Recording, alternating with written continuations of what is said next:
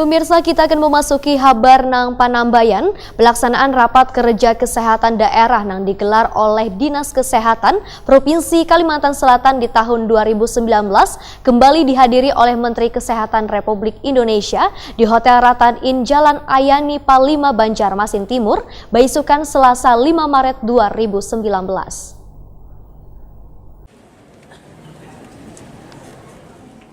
Pelaksanaan rapat kerja kesehatan daerah yang digelar oleh Dinas Kesehatan Provinsi Kalimantan Selatan di tahun 2019 kembali dihadiri oleh Menteri Kesehatan Republik Indonesia Profesor Dr. Nila Juwita F. Muluk SPM di Hotel Ratan Inn Jalan Ahmad Yani Palima, Banjarmasin Timur, Baisukan, Selasa 5 Maret 2019. Rapat yang dilaksanakan saban tahun ini bertujuan membahas komitmen bersama antara pemerintah pusat dan pemerintah daerah dalam pencegahan tingginya stunting dan masih tingginya penyakit tidak menular yang terjadi di Indonesia, khususnya di Kalimantan Selatan. Menteri Kesehatan Republik Indonesia Profesor Dr. Nila Juwita F. Muluk SPM menyatakan permasalahan stunting dan PTM di Indonesia masih terbilang tinggi. Melihat dari data, indeks pembangunan manusia sehat di Indonesia mengalami peningkatan, yaitu berada di angka 71%. Namun kebanyakan dari warga WAIH ini hanya mengalami rasa sehat jasmani hingga umur 62 tahun. Sedangkan negara Singapura, walaupun tingkat pertumbuhan manusia sehatnya hanya berada di angka 65%, namun warga Singapura akan merasakan sakit-sakitan pada usia 80 tahunan. Permasalahan ini terjadi karena Indonesia, ujar Nila Juwita F. Muluk, masih berada di angka 62,3%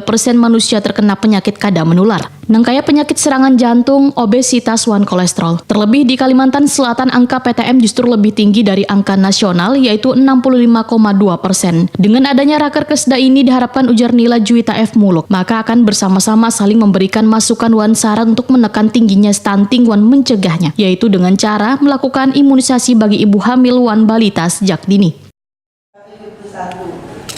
Indeks pembangunan manusia kita di sini tinggi, Pak. Cukup lumayan naik sebenarnya kesehatan. Tapi kita sehat sampai usia 62, Pak. Jadi ada sisa 8 atau 9 tahun kita ini sebenarnya sakit-sakitan.